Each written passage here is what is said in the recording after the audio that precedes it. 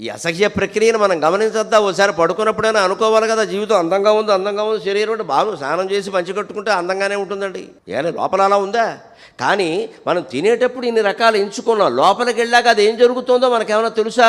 మనకు తెలియకుండా మన పనులు మనం చేసుకుంటున్నాం, పడుకుంటున్నాం, రాగద్వేషాలకు లోనవుతున్నాం, ఆత్మస్థుతి పరనింద చేసుకుంటున్నాం, రకరకాల పుస్తకాలు చదువుతున్నాం, సినిమాలు చూస్తున్నాం. ఈ లోపల ఈ జీర్ణ ప్రక్రియ నడుస్తుందా లేదా?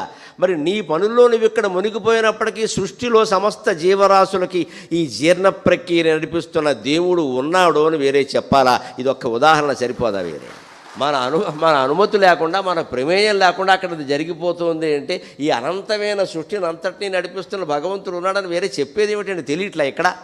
అది సహజంగా నడుస్తుంది అంటే అలాగే అదో అజ్ఞానం. సహజం అంటే సంస్కృతంలో ప్రతిదానికి అర్థాలు ఉంటాయి, తెలియకుండా మాట్లాడద్దు. సహా జాయతే ఇది సహజం, కూడా పుట్టింది అని. దేంతో కూడానో పుట్టింది, అదేమి సహజం ఏం కాదు. అది